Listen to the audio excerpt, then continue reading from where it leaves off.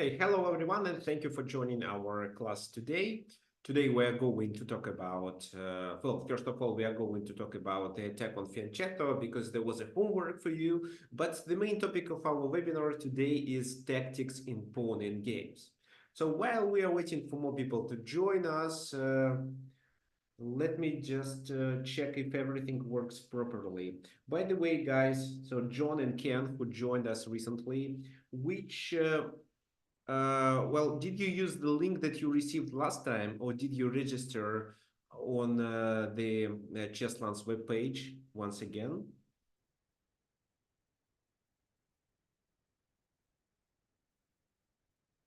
So anyway, where did you get the link to join this Zoom meeting? Okay, register it again. Okay, thank you.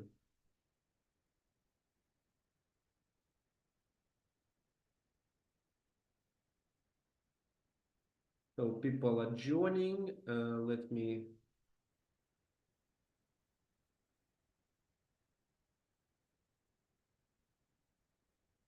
There are two positions I prepared for today that we're gonna play. Well, and first of all, let's repeat the homework. Well, let's talk about the homework. There was a suggestion by Herman. He is joining us now, so let's wait until he joins. Uh, yeah, let me find it. Oh, it was okay.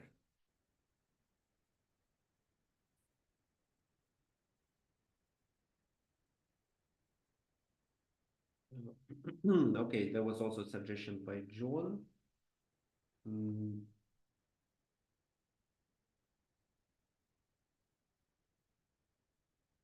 okay, let me remind you what was the homework, first of all.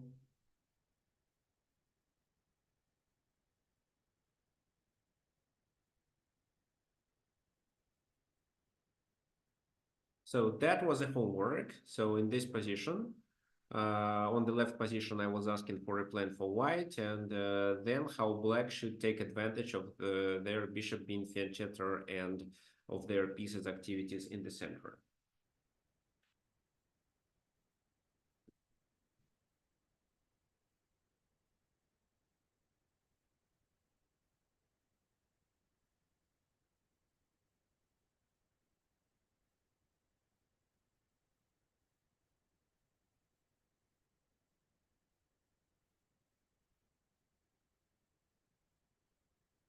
Okay, so people are still joining us. Okay, perfect.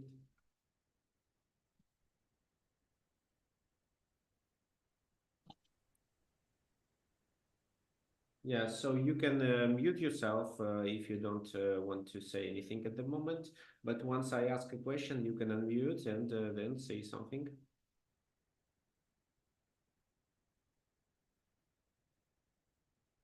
Hmm. Okay, so let's talk about the first position. So let me close it. Let me close it. Let's talk about this position. So here we are. Uh,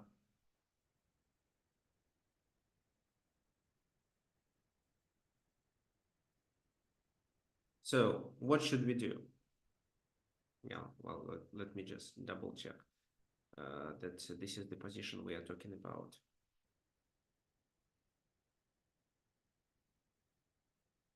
So the knight is on h5. The last move was rook e8. So this is exactly the position we are talking about and how white should play. Okay, thank you, Herman, and thank you, John, who sent me the answers. So how to continue? Well, rook takes h5. That was quite obvious. G takes h5. That was fine too. Then here John suggested bishop h6, threatening with this move. Well, I don't know if it is a threat, but then knight g6, for example, and then the queen goes to g5 with the idea to exploit this pin, which was a very nice idea actually, but at the same time e6 can be played at any moment. So I'm not sure if this exact strategy works, because let's say they play e6, offer an exchange of the queens as well as attack here. So it seems that white sacrificed the exchange. Well, that sacrifice was unsound. So, in my opinion.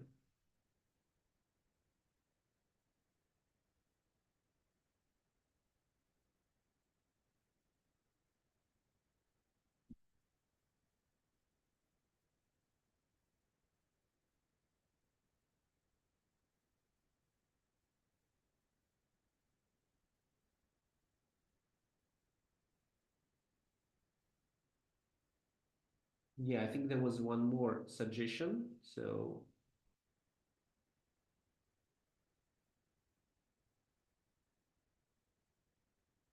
just for some reason I cannot find it. It was here.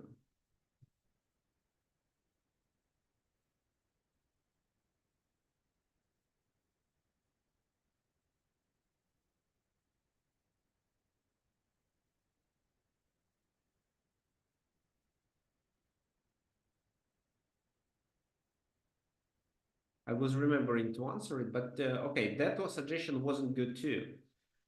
So how should we, let's go back to this moment. How should we checkmate? Definitely we can checkmate using the H file. And here, so we should just capture this pawn with queen H2. This is the best way. Well, here, black could continue replaying the game if they sacrificed here. Then bishop d5, queen b6, queen h5 e6, bishop goes back, but look at the position. The white's attack is much stronger. G takes f3, and in this position, you can even take with the knight. Well, knight takes, queen takes, and then, well, you're a pawn down, but the h and g files are open, and that should be a decisive attack. In case of this, it's knight e5, bishop e5, and bishop h6. So you're threatening with this as well as this. That was the best way for black to play here. However, they play knight g6 and made a significant mistake. Queen h5, queen a5 now. Now we can do what? We can play rook h1, right? So they sacrificed the exchange on d5 finally, but that wasn't enough. That was too late. Queen h7, king f8. And please tell me which move white should play in this position to win the game.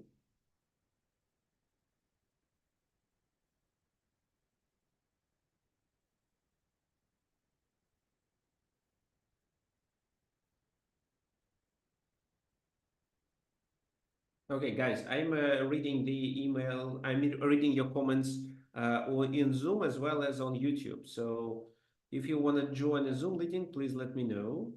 Okay, so here John suggests bishop h6, and yes, I agree with you.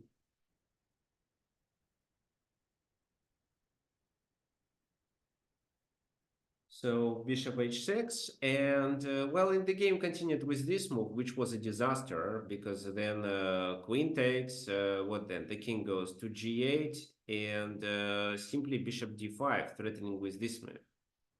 And if the knight moves, it's queen h6. Oh, queen h8, sorry.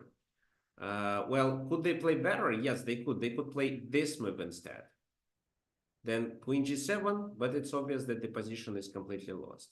So the king escapes, e takes d5, look at the material, white is already a piece up, and of course it's a disaster. So, but the game finished with, well, ended with bishop h6, queen h6, king g8, bishop d5, e6, and the last move I want you to find here. Who can find?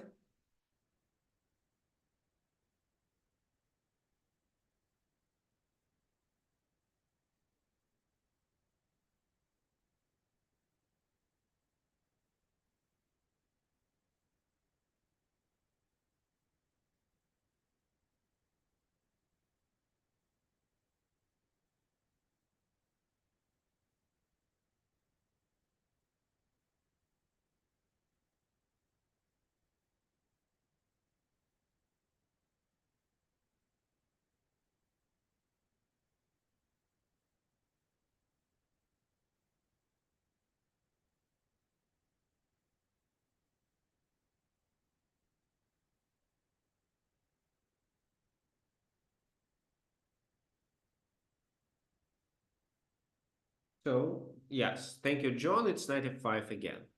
So knight f5 with the idea of a checkmate on g7, the only way to stop is to play this move, but then queen g6 and the f7 and the checkmate on f7.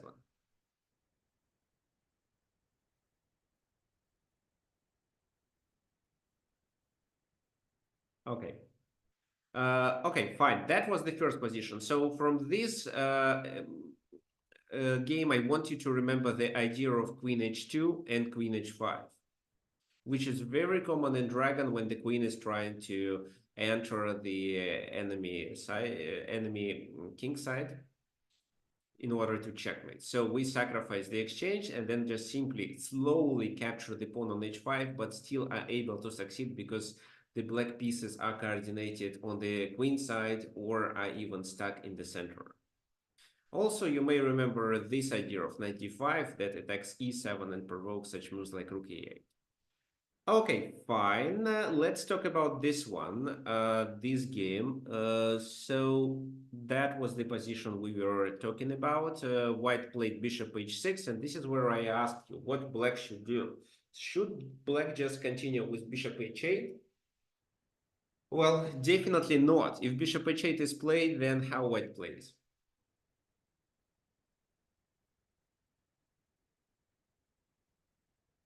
Who can tell me?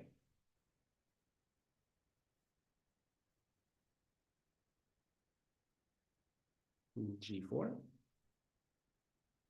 I think there is a better move than g4, actually. Can you see it?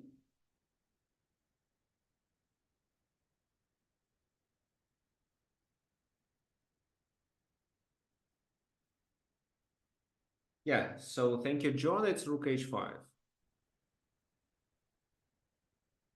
Yeah, and after this, it's this. And the problem is that knight g6 is unavailable because of the pin. But after this move, it's possible to play knight d3, then maybe which pawn takes d3 and queen takes h5. This is how black sacrifices two minor pieces. For a rook, white is completely winning, but yeah, this guy is hanging, so we shouldn't forget about it. Let's move it somewhere, but generally speaking, white is winning anyway. So knight e2, for example, to protect here. So bishop c3, knight takes, and the queen is still protecting everything. Right, so it's not bishop h8, so we shouldn't avoid an exchange of the queens. The game here continued with, okay, let me just check your suggestion once again.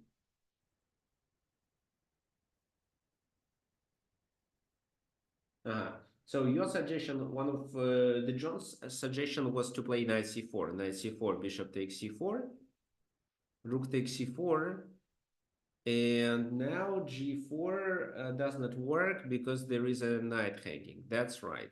But bishop g7 works, and it seems that you have to play with the king, because if you take with the knight, then queen h6, and you lose the pawn, and there is a threat of a checkmate. So king takes, and then g4 makes more sense because this move is no longer possible. You can, of course, sacrifice here and then play this move. And this is somewhat unclear. White is better, but just a little. Maybe your attack becomes strong. So this is one of the possibilities. But knight c4 is definitely not the best option. Black played knight d3 move. Look at this very nice idea.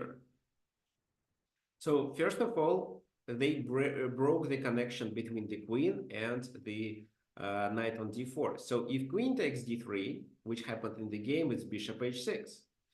King has to move, and now the game continues with this sacrifice. B takes c3, then probably bishop should move back to g7 to immobilize the pawn. Well, rook c8 was played, kind of inaccuracy, but still fine. So knight f5. Well, of course, we don't take. Bishop goes to g5, and later, well, bishop should go to f6 to pressure here. So black is better here. If instead they capture with the c, then it's bishop d4, and there is a pressure on c3. So that's the reason why this knight d3 was a very very favorable way for black to obtain advantage and take advantage of the bishop being on g7. The queen is a kind of overloaded. However, I also want you to remember that, let's say, in case of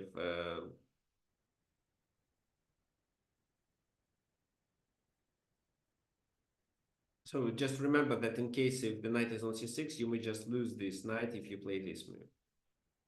So either bishop d4 right away, or bishop takes h6, queen takes h6, and no, wait a second. Let's say g4 was played in this position, then knight d4, you think that this is a good move, but then they have this intermediate attack. In this exact position, I think that it's not so bad because there is queen h6, which usually is paired with knight from f6 captures on g4, in case if there is a pawn on the h file and there is no queen h7. But in this exact position, it is queen g5. Queen takes, knight takes, g takes h6, king takes g7, and black is still better. Fine, so knight d3, that was the idea. Okay, we are done with this first stage of the of this first part of our webinar. Today we talked about how you could continue in that positions and how you could continue the attack on the fianchetter's bishop's position. Now let's discuss pawn endgames.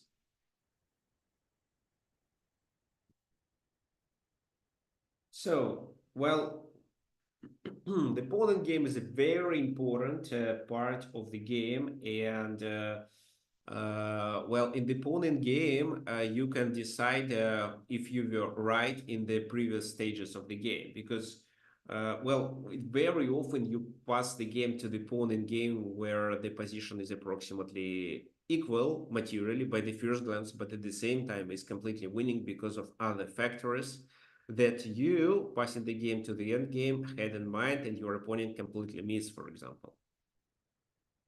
There are a lot of tactical opportunities, such as pawn races. You always have to be aware of the so-called square of a pawn rule, and zugzwang, of course, and pawn breakouts. So first of all, we start with basics. Look at this position. This position is definitely winning for white, but how exactly white wins? So this is not about tactics, it's mainly about strategy. What white should do to win this game.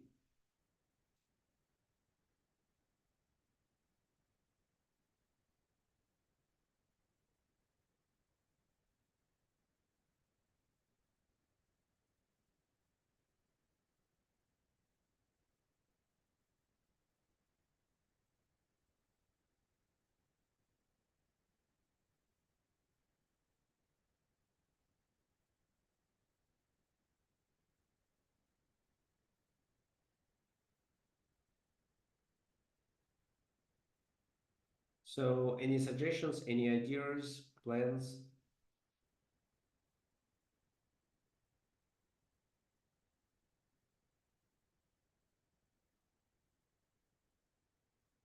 Uh-huh. Okay, guys. So here, actually, even pushing the pawn to f5 is possible. But what I want you to remember is that having an outside passed pawn allows you to win the pawn in game.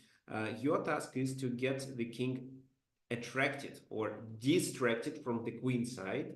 So the black king is going to capture this pawn, while you can just simply capture on a5 and promote the other pawn.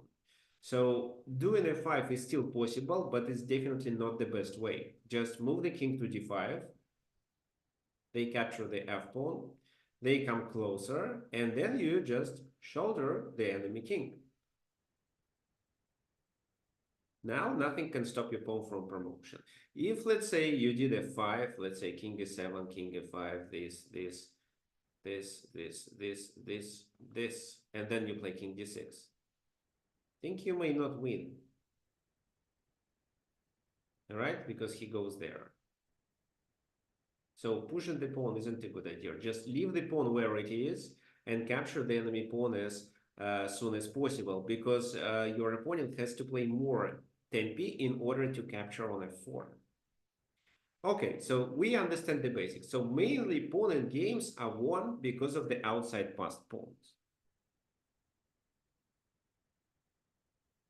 Let's talk about this position. So here, white has an outside passed pawn. It's the pawn on g4. Is white winning? It's black to move, but is white winning?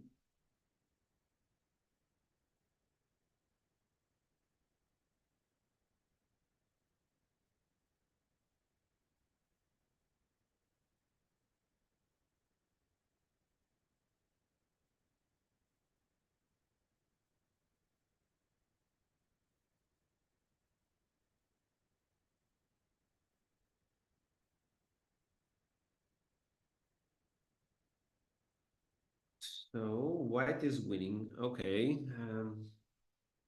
If white is winning, then how?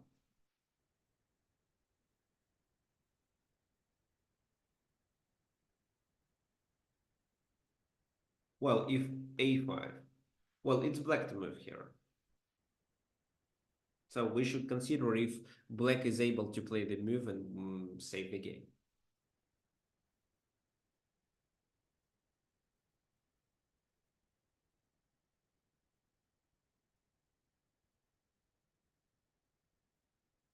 Actually, I think it's a draw.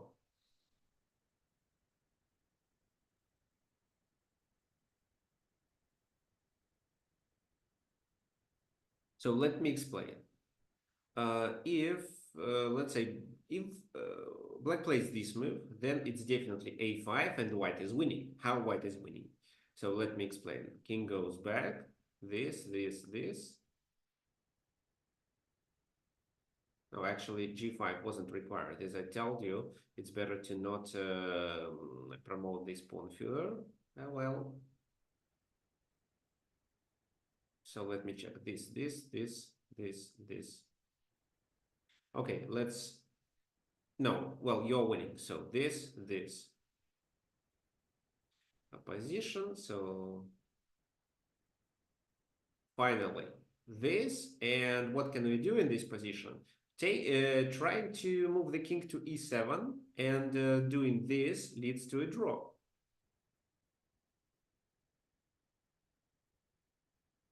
This, so they shoulder us, and we cannot escape. So a6, king goes there. We can escape now, but then the black king occupies the corner and the game ends in a draw. So this, and this is a stalemate. That's why instead of doing king e7 in this position, king g6, you force the black king to stay in a stalemate position, but black has a pawn to move. So they either play b6 or b5, doesn't matter, en passant. Now they have the A pawn to move, but you promote faster and you promote with a check. However, in our situation, it's even a checkmate.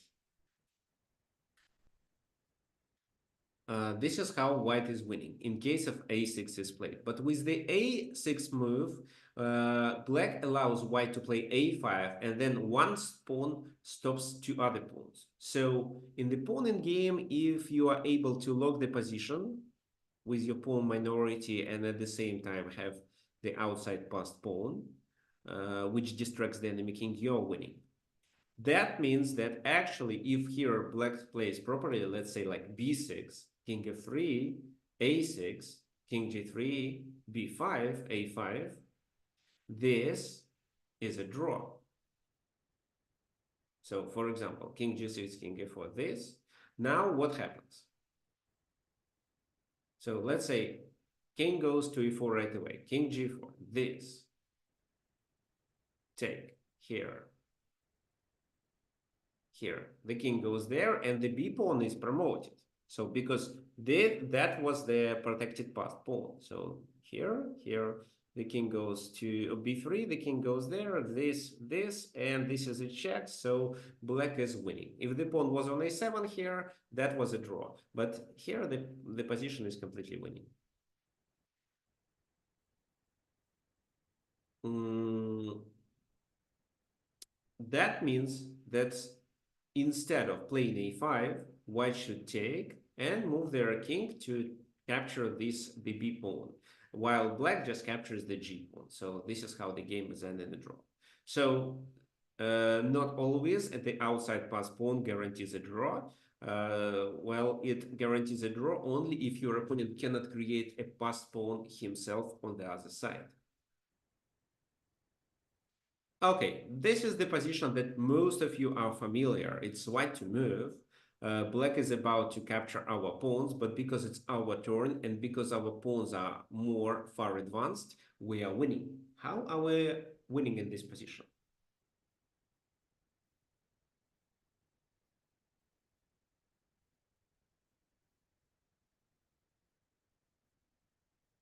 Oh, please suggest the full combination. So, well, I think the first move is quite obvious. Well, you don't need to repeat it several times. I see what you're writing here.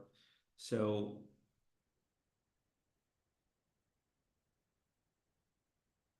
so b6,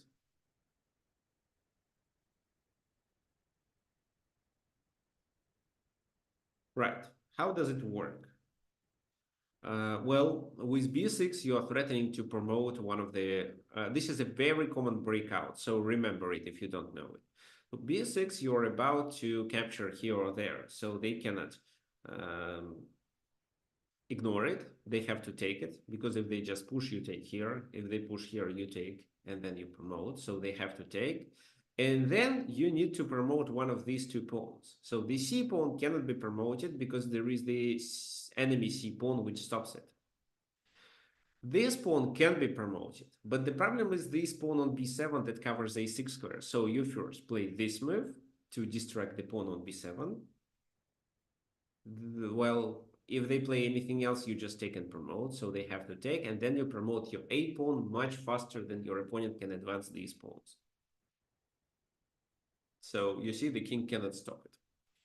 If, for example, they capture with the other pawn, then you do the same strategy, but on a different side. You start with the A pawn, distracting the B7 pawn, and then the C pawn is promoted. So this is the most common way to initiate a breakthrough. Okay, fine. So we are done with this. Let's now talk about this position. So both players are about, well, 2200 here. And what do you think? Who is winning in this position?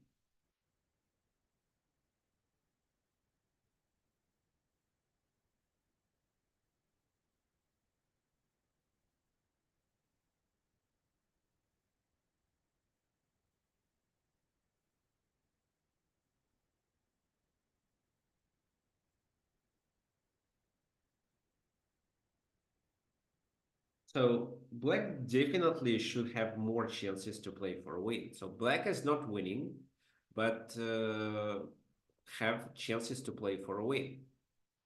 And what their plan should be. The key idea here is to chase the enemy king away and let the king capture the pawn on c4 or at least enter the enemy camp. But how?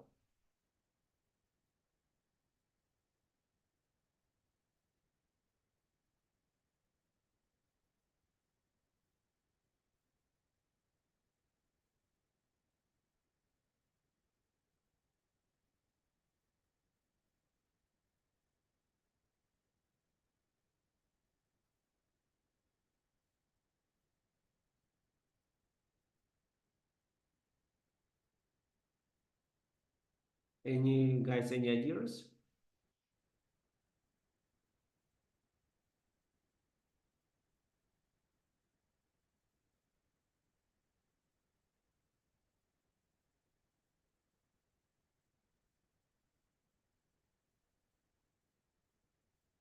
So this is a girl, Elena Dolgova. I don't know how strong she is. As for the black player, Vladimir Sevastianov, this is my friend. He is FIDE master.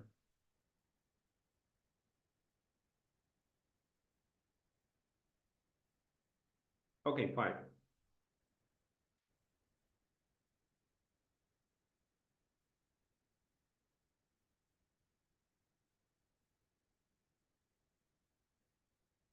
Create pass pawn on the king, which side? On the queen side. Well, how is it possible? The queen side is here. White already created a passed pawn on there, but white is not winning here. First of all, we can definitely notice that this king is located properly.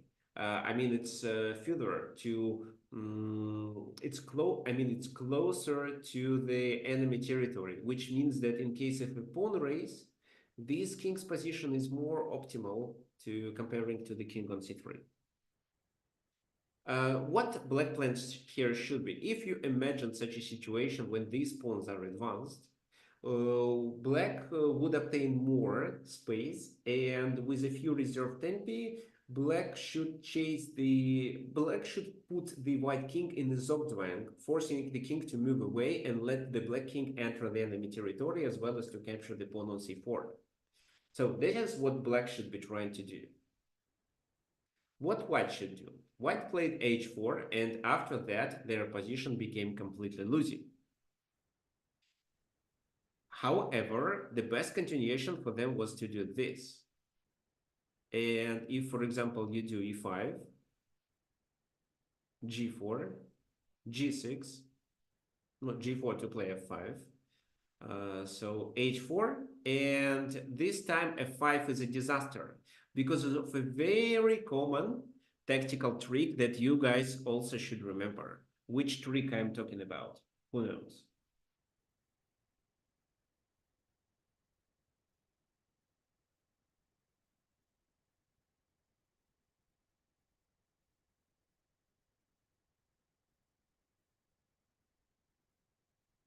What's the best move for white?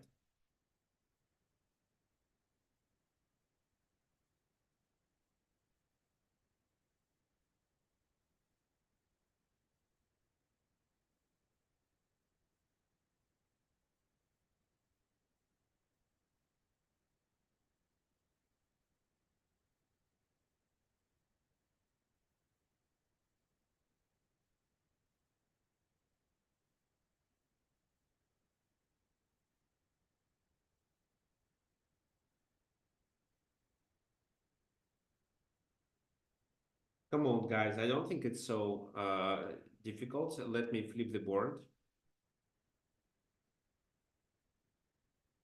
How white wins? Maybe it will be easier for you.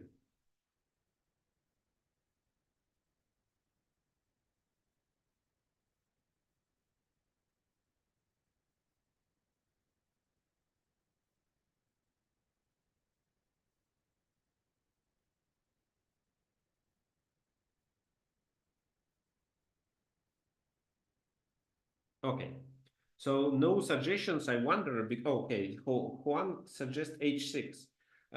Thank you, but I think that you mean h5 actually, which is definitely correct. h5. So you undermine the pawn on g6. So in case of this move,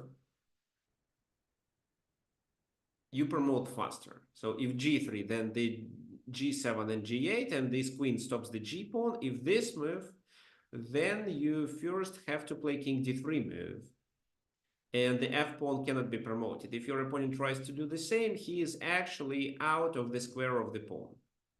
You see? So g7 and the pawn is promoted. e4 doesn't make any sense. What if instead of taking, he actually goes straight down to g3?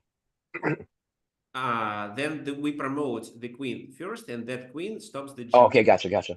Yep. All right, thanks. So h5, well, they have to take on h5. We take there. Now it seems that that king is in front of this, I mean, inside of the square of the pawn. So here, for example, h6, and once f6 is played, the king comes to d6, but c5. And the king cannot stop both pawns simultaneously. So, for example, this is the square of the first of the c pawn, and this is the square of the f pawn. So, and both these squares always uh, decrease. And that's the reason why the king cannot hold both pawns simultaneously. For example, if the king takes, the pawn is promoted. This is obvious. But if the king goes to e6, Then it's c6. Now if he takes there, c7, and this pawn is promoted.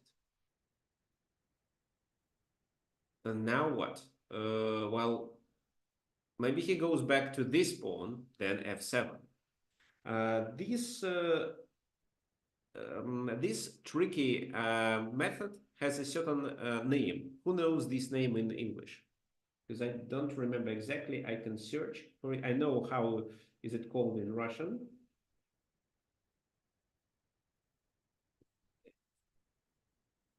Oops, sorry. Name for what? Which part exactly? So this idea when the king cannot stop two pawns because of Oh, the I, I square. don't think there's a Because name for that in English. no, no, no, I no. do not believe English has. Really? Okay. There is a name. So let me search for it.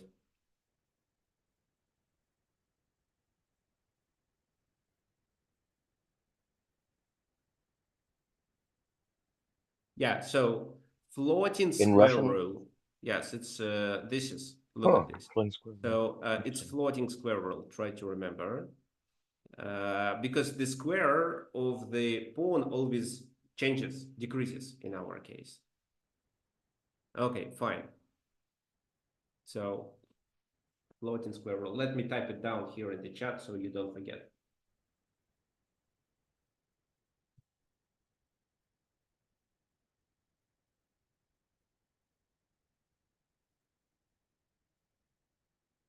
Okay, fine. So let's now flip the board again. What does it tell us?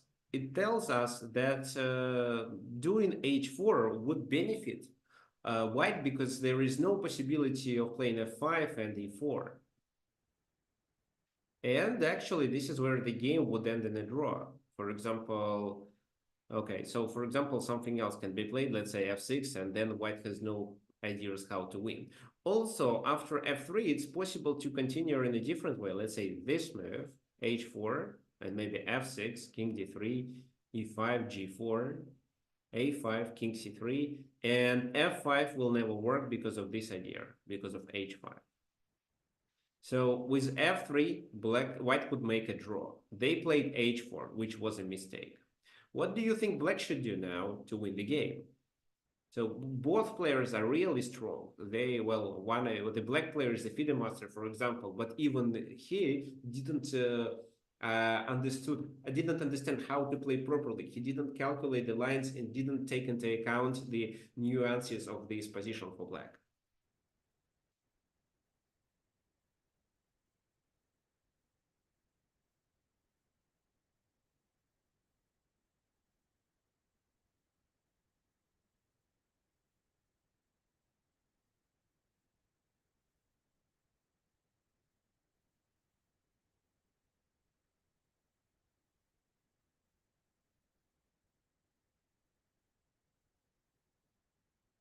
So any ideas? Maybe we should start with f5 or e5. Well, f5 definitely not because f4 is coming and then they stop our e pawn. So probably e5 first.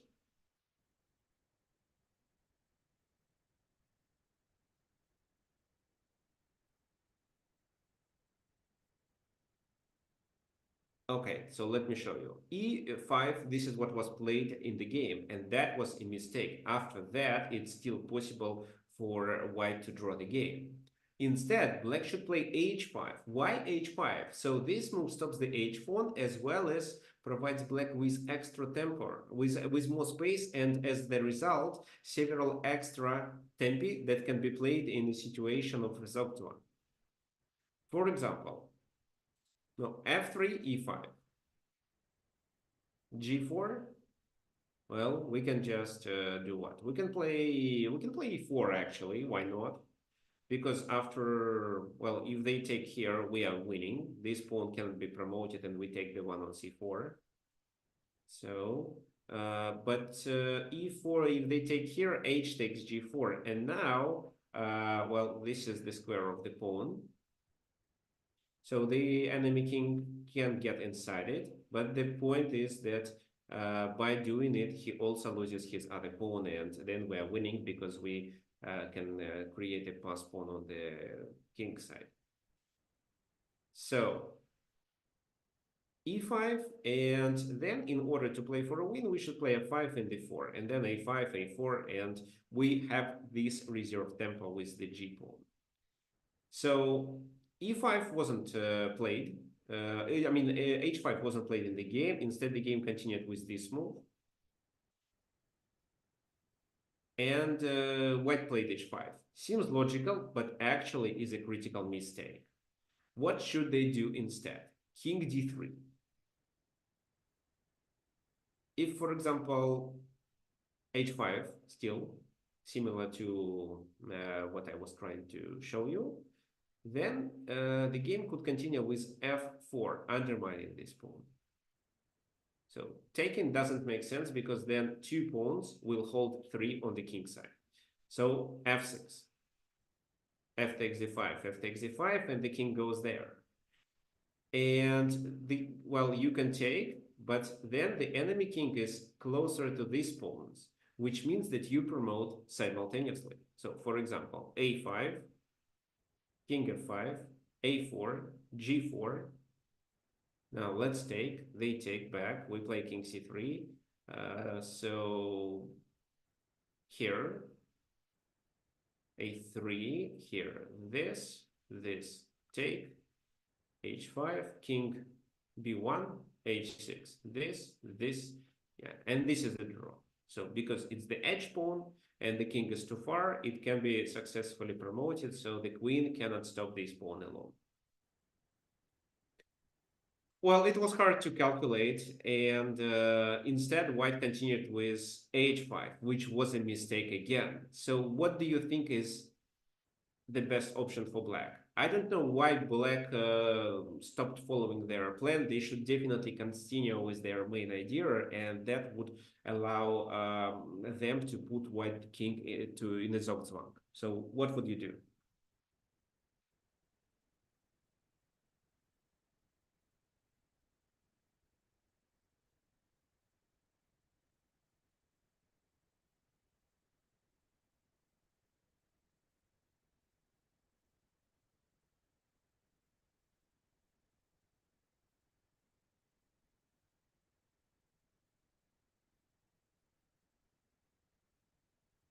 Well, g6. This is what the black player played, g6. No, it didn't work. And after g6, it is a draw. So what he should do instead? Okay, f5 by uh, oh, f5 by John. Okay, fine. f5, then he does, let's say, king here. Let's say you play e4 check, king goes back, and after a5, the problem is that you don't have reserve tempers. You put the Yeah, pawn, we're in zugzwang. yeah, so the pawn is on a4, but you don't have reserve tempi. If you, for example, play this, then it's a3, and it's actually the same. Instead, we should reach this position when it's white to move. Then black is winning. Okay, so that e4. So keep the pawn here, but grab more space with the e pawn because they still cannot play f4 or f3 or f4. It doesn't matter. King b3, a5, king c3, a4. So for example, they start using their reserve tempi with, let's say, with this move.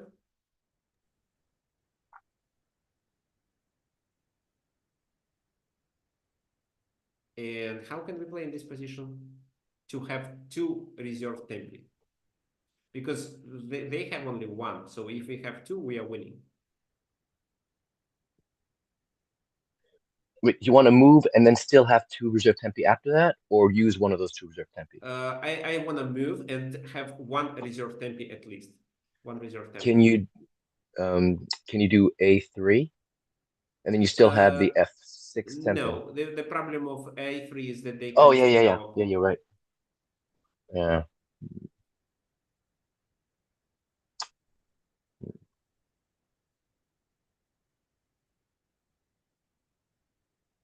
G6 maybe. Well, not exactly because g6, yeah, so G6 doesn't work because of a very nice tactical idea that I also want you to find. So yeah, this is a good point regarding G6, but this is actually a mistake, Huh. even a blunder that loses the game. So what's wrong with it?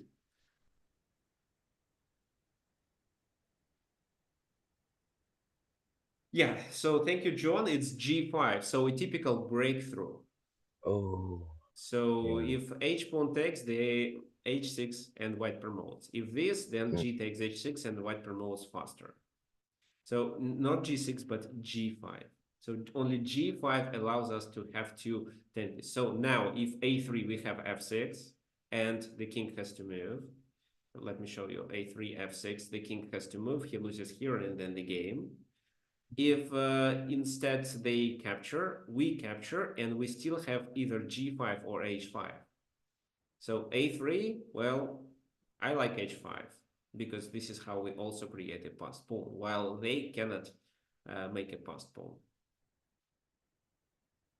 But even G5 is fine because the king has to move and they lose on C4. So with G5, we were able to create, to make a move and create at least one reserve tempi. So E4 was the winning move. Instead, black played G6. H takes G6, F takes G6, king goes to D3. And now the situation again should be completely drawing if black plays a proper move.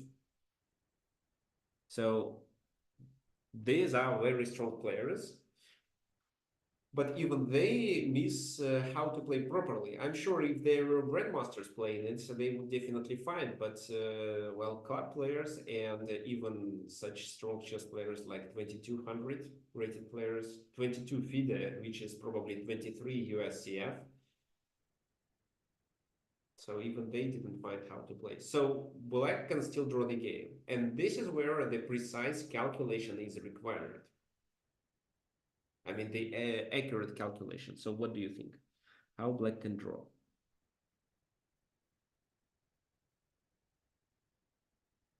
So Zamfir suggests G5? A5. Okay, so David suggests G5. Well, you guys both are mistaken. A5 was played in the game, and we will talk about it a little bit later. Let's talk about G5. So G5, the king goes to E4.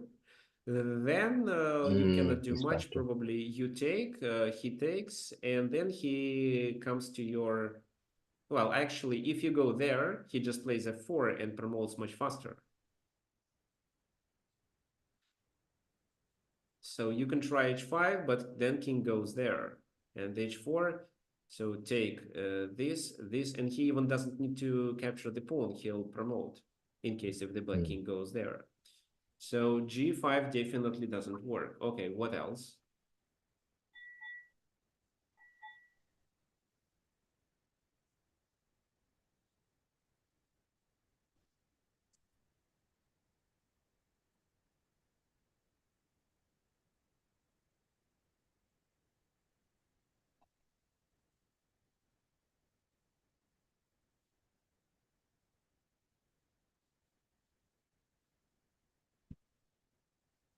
Okay, so the Oh, key H5.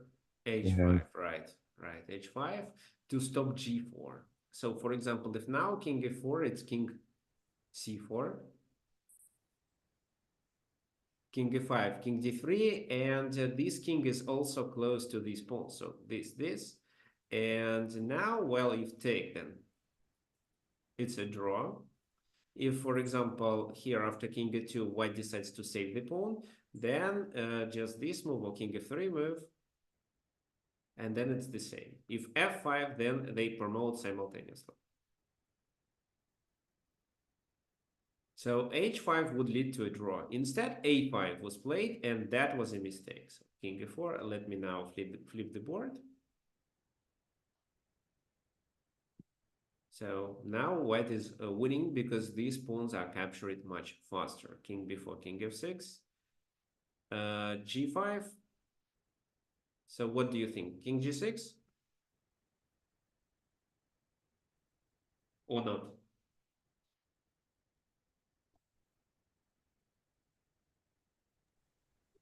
Should you do G4 first and fix that pawn? Fix the H pawn? Well, with G4, I think you can even lose the game. Ah, he gets it quicker again. Ah,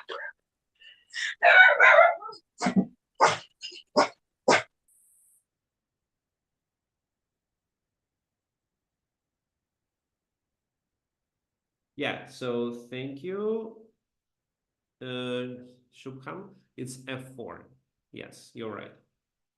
So why it's F4? Because if you do King G6, then King A3, King H6, King A2, this, then let's say this move, F4, and we promote simultaneously.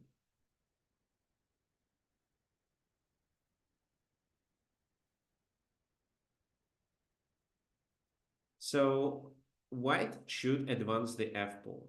So F, G takes, King A3, King G7. And now the F pawn is promoted. So there is no difference actually. King G7 or King G6.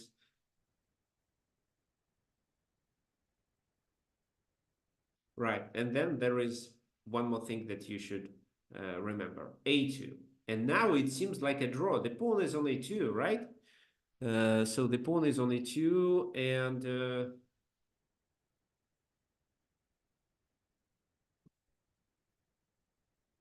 how to play. The king is too far, so the staircase maneuver doesn't work. But the position is still winning, so I want you to find the winning strategy with white.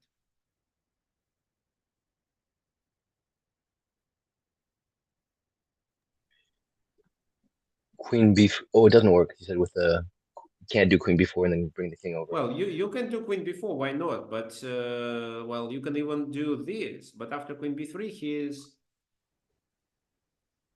is in a stalemate position. Or Yeah. how would you suggest here? What would you do?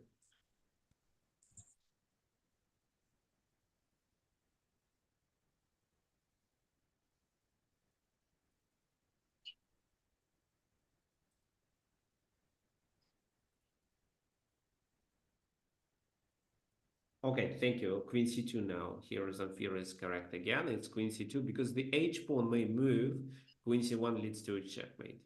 Well, instead, in this position, even if it wasn't a checkmate, you can, well, in this position, you could even bring the king, like King F6, because the pawn is too far, and you can even let them to push the pawn to H2. Here, you can checkmate with Queen B2. It also works.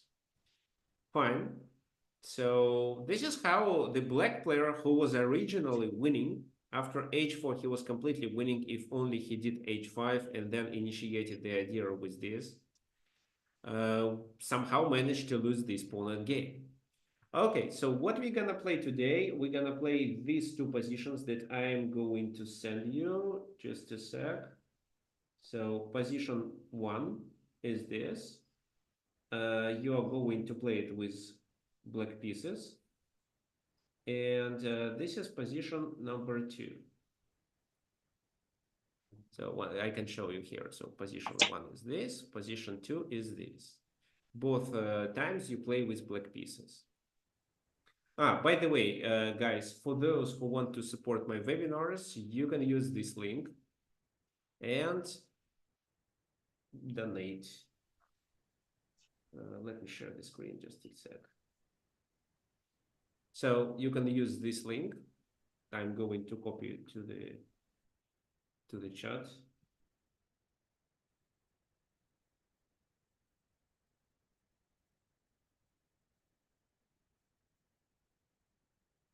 So it's very simple. You click on this button, and then a new pop-up window appears. You enter the amount that you want to donate. Let's say it's $10. It can be even less. And then you click PayPal, and it redirects you to your PayPal account. Then money immediately delivered to my PayPal. Okay, fine. So yeah, let's continue with the game. So let me refresh it. Are chat recordings available afterwards? I think they are.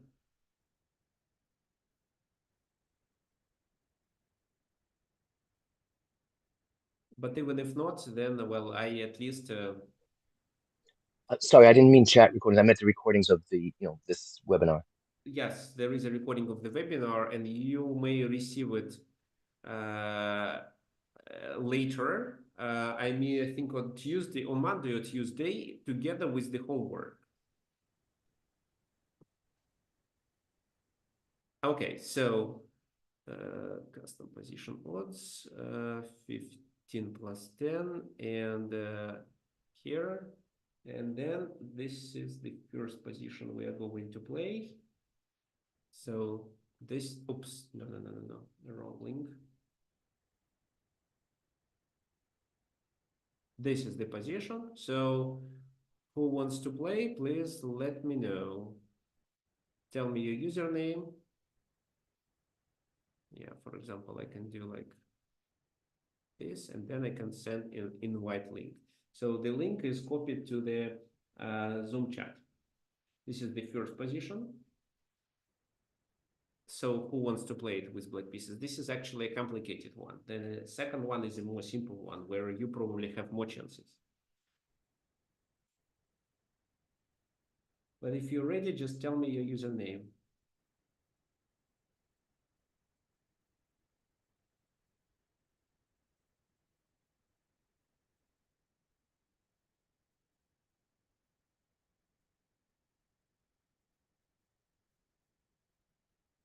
So who wants to play? Guys, tell me your usernames or click on this link. Or you want the second one?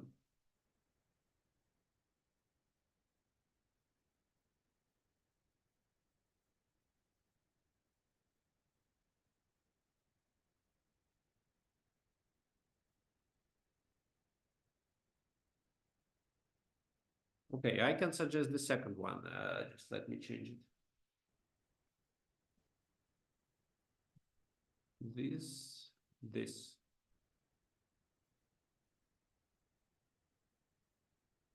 So, and this link is for the second. So this is where black is winning, and black has even several ideas of how to win because of their king's position. The king's position on e5 is decisive here.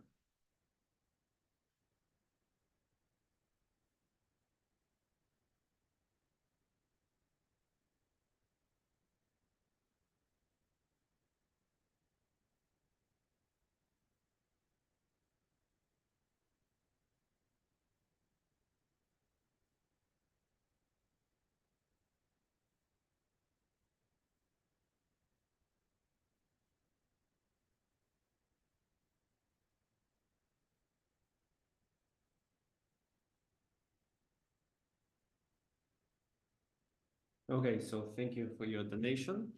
So, well, David, maybe you wants to play?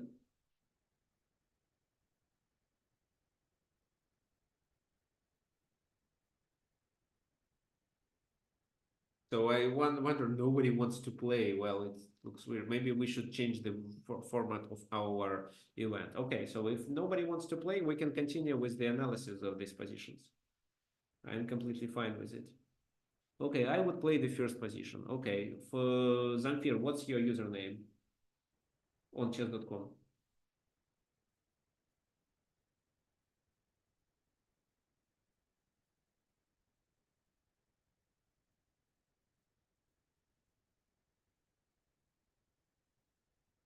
So this is the first position. I can challenge you. And the first position is actually quite interesting for us. So okay.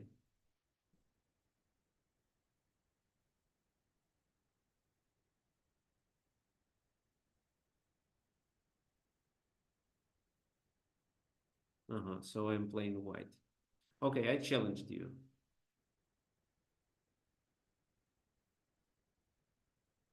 It shows that you're offline. Okay, let's do once again. So can you enter chess.com?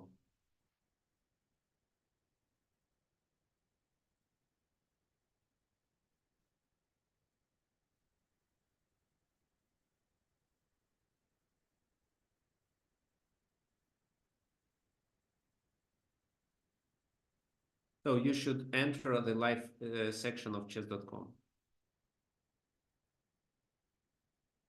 Okay.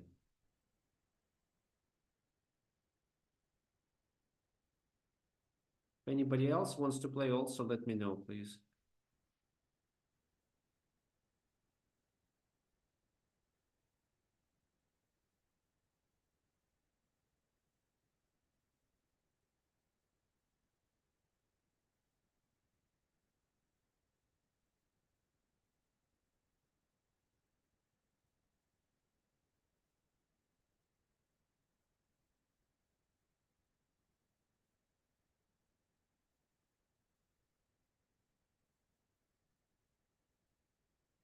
Okay, so please use go there to here play.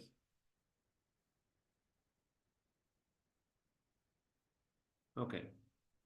No, something went wrong again. Okay, fine. It works. So black is winning.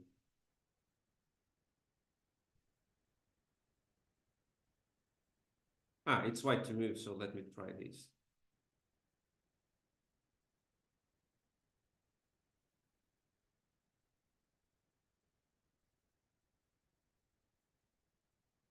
By the way, do you see my screen, right?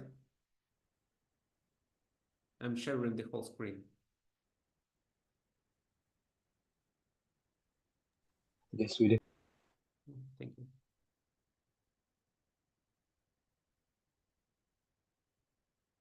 Okay, well, I think king e7 was already a wrong move. Why? Because it allows the white king to go to c6. And once my king reaches this position, okay, yes, this is clever. Okay, so I can try this.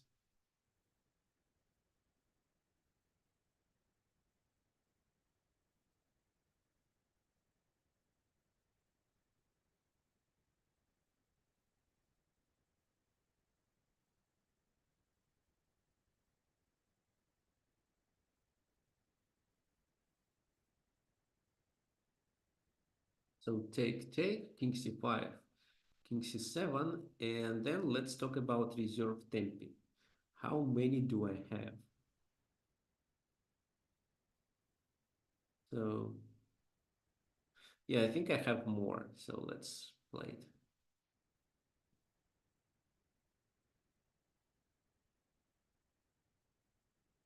So here I can play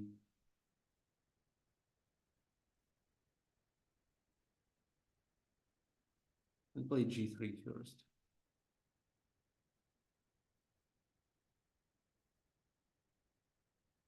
Okay, fine. Then I play this move.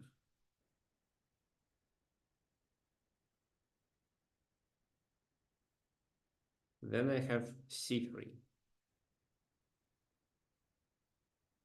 I could also play c4, but I wanted to play c3 first.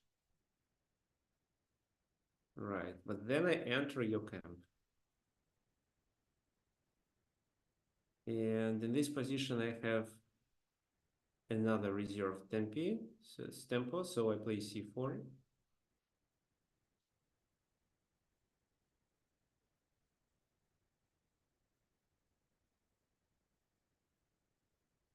Yeah, and then I play c5, and well, these are mining squares. So because it's black to move, black has to leave the c6 pawn hanging, and then it's over. Okay, yeah. Let's go back and discuss this game.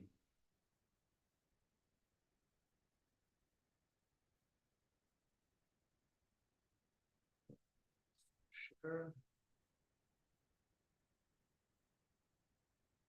Here we are. So this is the first position. Well, king d3 was definitely right. King d7, king c4, and c6. So in our game, king e7 was a mistake. So c6, b4 was clever, and then the position is completely losing. So if this, then I'm trying to play c5 and get my a pawn promoted. If, for example, we play to what happened in the game, if I'm not mistaken, it was king d7. Well, king d6 here is a better move. King d6, I have to take anyway, And then still g3, forcing the king to move. I still win the opposition here.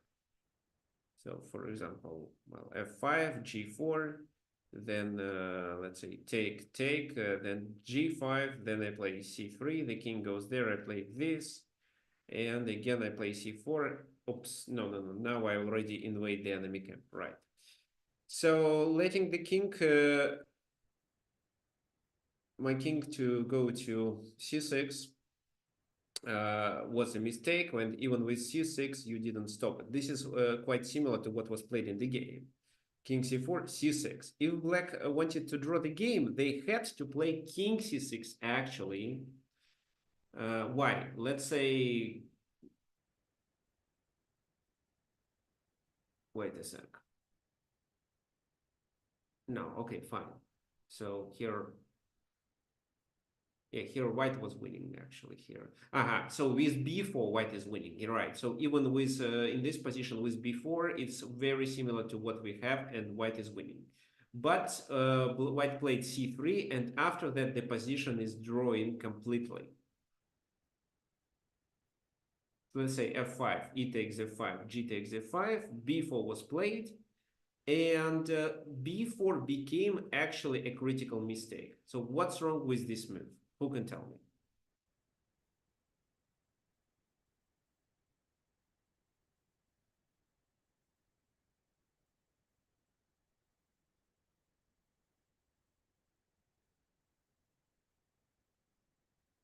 Okay, I'm waiting for your suggestions, guys. King d6. Well, king d6, I don't think so, because white can exchange and then play g3 at least. Oh yes, tempo. Yeah, and Free, even free, free tempo. if needed g4 then. So no.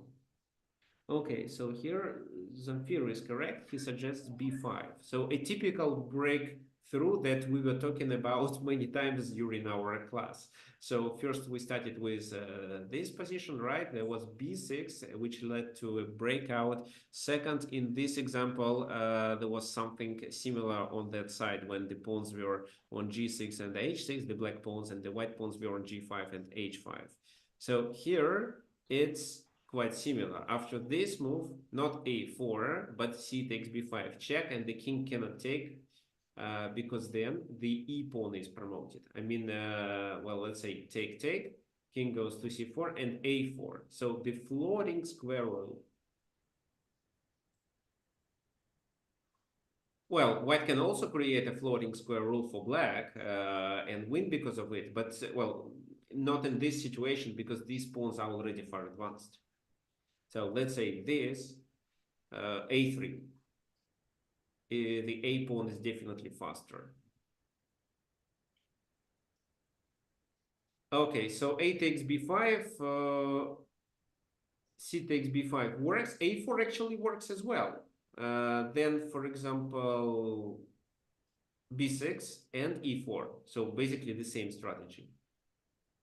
This is how the game ended, actually. Black won because of this rule. B takes c6 still doesn't make sense because there is a possibility of playing e4. So here white should continue with this move. Then king doesn't matter where. King b4, but after e4 the game is over. So this is the square of the pawn, and white should keep their king inside. But if they capture the pawn, the king will be outside. Fine. So c6 and b4 was a winning strategy, and c3 led to a draw, if not before. So in this position, if they just play something random, even g4, which could simplify. So for example, g4, then e4 as a counterattack, this, but king d3.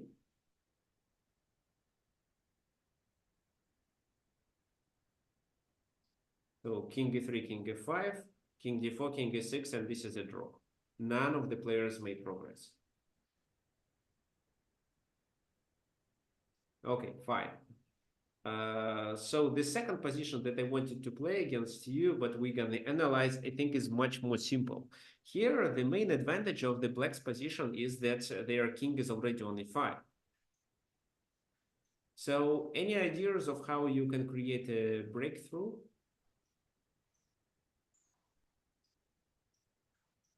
So the king is close to this and this. So, well, actually, it's a funny story. Recently, one of my students lost the pawn in game because instead of moving the king to the queen side, where the opponent had a weak pawn, and she was able to create a passed pawn, she moved her king to the center, explaining it that I told her always in the pawn game have get the king to the center, which is actually one of the basic things, right? You should keep the king in the center, but the idea of keeping the king in the center is to obtain an ability to move this king to one of the flanks quickly.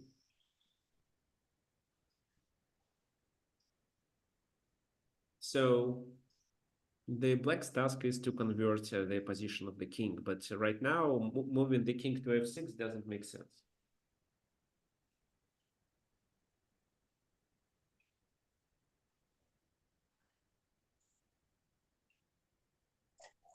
Okay, so new people are joining us according to what I see. So perfect. So today we are discussing tactics and pawn and games, and we are actually almost done. This is the last position to discuss. Black is winning here, and they should somehow create a passed pawn here, or to create a breakthrough. Well, e5. e5 means d5, Alex.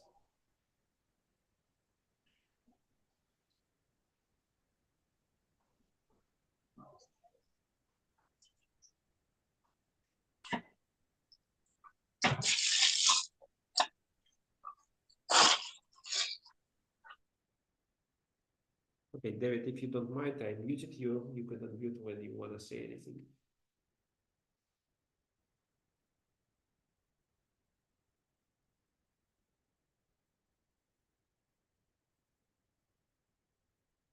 So, well, which move to start? Okay, let's try to guess. I'll suggest two candidates, b5, and the other one is a5.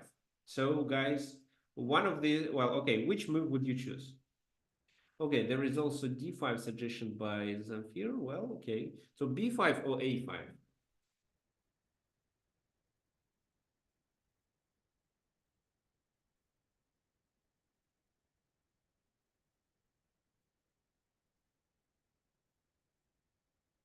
A5, yeah.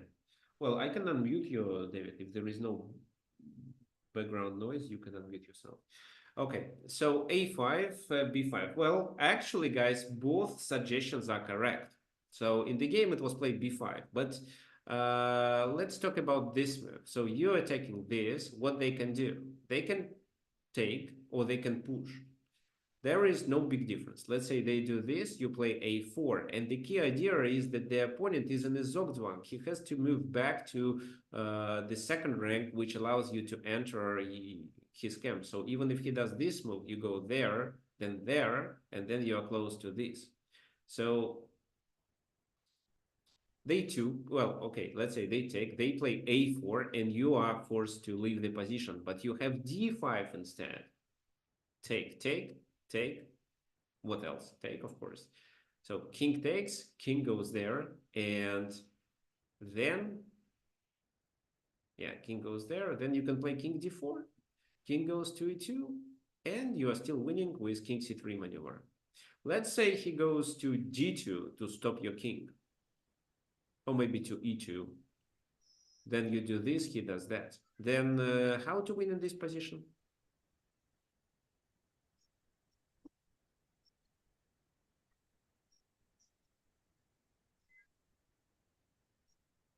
So who can tell me?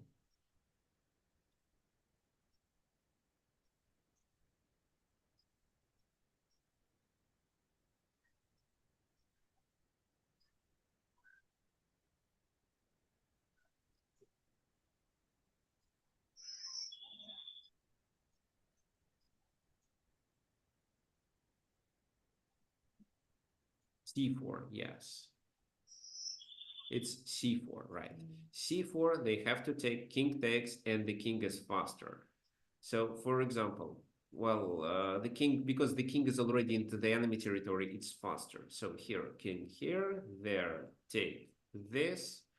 Okay, let's move the king and not fall under a check. So, well, doesn't matter actually, because black promotes much faster here. So let's say this, this, this, this, this, g7. And this is a winning position because of the staircase maneuver. So you can start with this move, check. Well, you can also do this, then bring it like that, but you can start with queen c3 here. It allows you to simplify. So king a2, now this. Now, if the king goes to a3, it's queen b1, and you simply bring the king to capture the pawn. If the king goes to a1, you deliver this check, forcing him to go to the g8 square, which now allows you to bring the king. And this is how the staircase maneuver works. So check again. Let's say he goes there, you do this, forcing him to go back, then queen c3, and he is here. So this again, well, queen e2. C2, sorry, F7, F7. Then it's important to make a proper move because king d2 is a stalemate. So king d3, letting the king to go there, and then you just checkmate.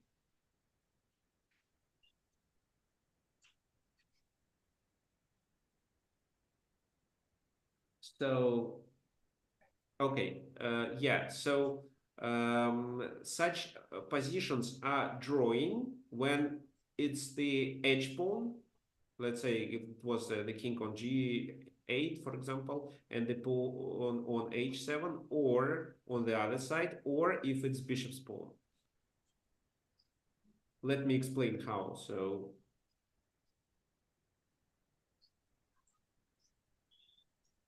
for example, here. Why? Because, well, let's say it's black to move. Black plays this move, king h8. And now if the pawn is captured, this is a stalemate. So because of this idea, these pawns may also lead to a drawing position. But a lot depends on where the king is, because very often we may let the pawn to get promoted, but with our king being close, it's still a checkmate.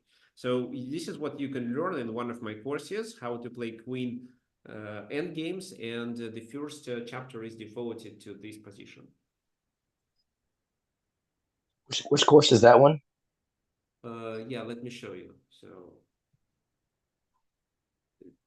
I have a course which I recorded maybe 3 or 4 years ago about queen endgames.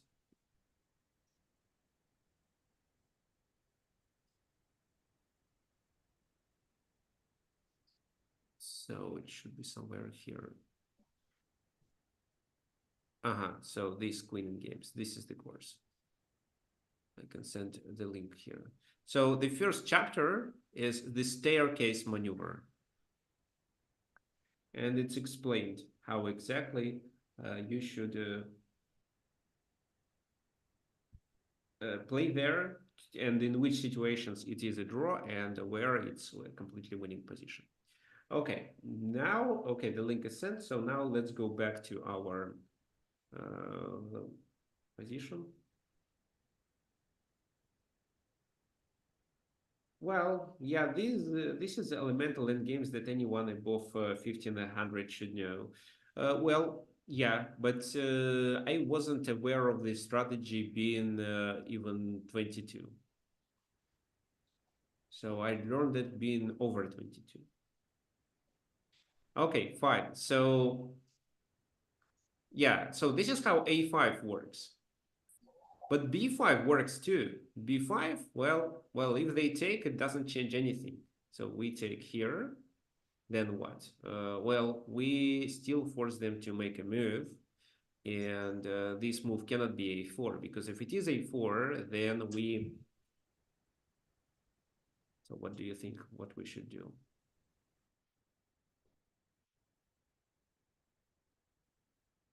Okay, let's take this.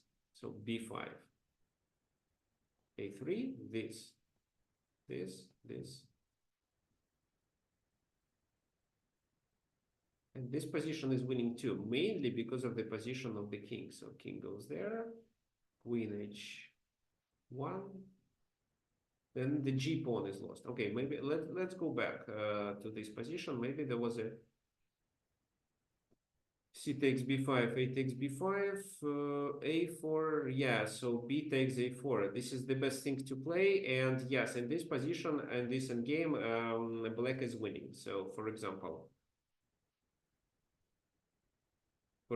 king goes to g3, queen e1 check, king goes there, then it's this check, then the king has to go there, but then it's a check here, and we take this pawn. Because if the king goes somewhere else, we take on d3, and yes, after that, it's obvious that this is a winning position anyway, and there are not so many checks that white queen can deliver. So it's winning. But that was probably a practical chance for white to not lose the game immediately. King d2 was played in the game here. C takes b4, a takes b4, b takes c4, b takes c4, and simply king takes e4. And b5 doesn't work because the king is inside of the square of the pawn.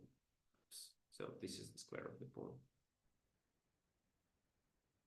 A takes this. The game continued with king c3 here. Could continue with king c3, but then just e5. And again, they are in the zugzwang. They either push the pawn, allowing us to bring the king back to d5, or they push c5, which doesn't make sense at all. Or they move the king, and then we come closer with the king having the e plus pawn. Okay, this is how black hero wins the game. Okay, so we are done with it. Let me show the homework that I prepared for you for the next event. So it's this. This is the fragment from the game between Garry Kasparov and Yasser Seirawan. So black is winning, but a lot of accuracy should be played. Yeah, so, well, it's every move is crucial here, especially the first move.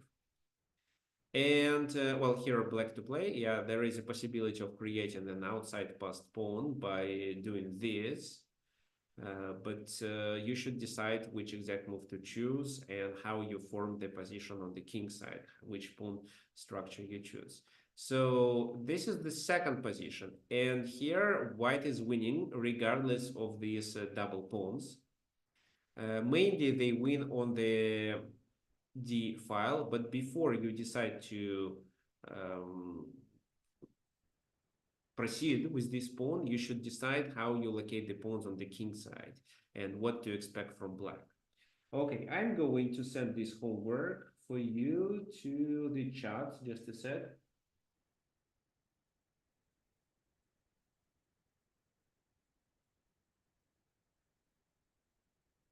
Okay, so the homework is sent.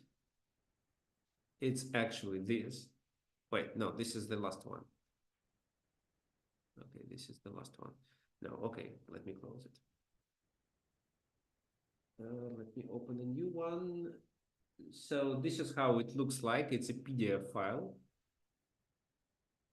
With these positions, you can send the answer to tricksofchess@gmail.com. And again, if you want to donate, there is always the link here. So for those of you who recently came and is not familiar with what we are doing here, today we were mainly talking about tactics in Pawn Endgames. So we analyzed several positions, discuss typical breakthroughs, discuss typical mistakes and typical tactical ideas. Well, not typical, but some of them. Also, we've tried to play one game in this position, which I successfully, well, in this position, which I successfully won. But if black played properly, the game would end in a draw or white would even lose. So we are done for today. You can always donate using this link. So let me copy it to the chat once again. If you enjoy my webinars, you can always donate. It's easy. you click on the button and then enter the amount that you want to donate, click PayPal, and it redirects you to your PayPal account. Okay, so for those of you who is watching this event, you probably could register for the webinar on, let me show you on which page, just a sec. So those of you who is watching it on YouTube,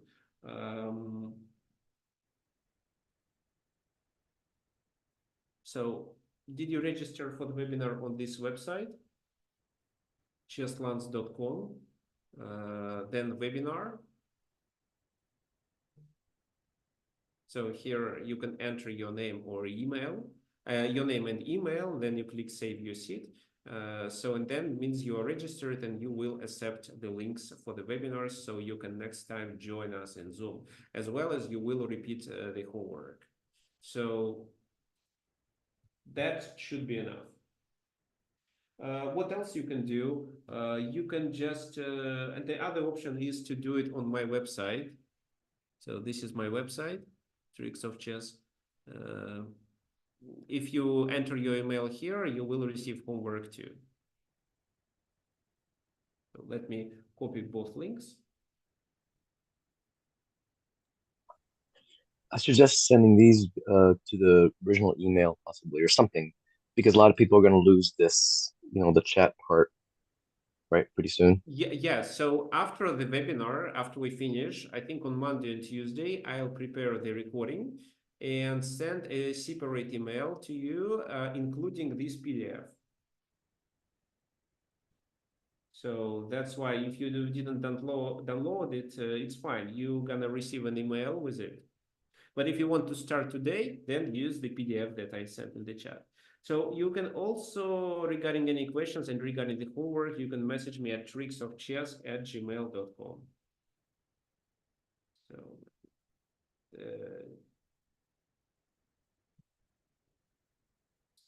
chess@gmail.com. Okay, guys, thank you for your participation, especially for your active participation, David. So you suggested so many correct answers according to what I remember and see. Well, guys who joined us on YouTube, next week I hope to see you inside our Zoom meeting, because in a Zoom meeting I think it's more interactive. You can always unmute yourself and instead of just typing, suggest the answer by just pronouncing it by your voice. Well, if you have any suggestions regarding the topic of the next webinar, you're welcome. Message me, any ideas are welcome. So see you next Sunday.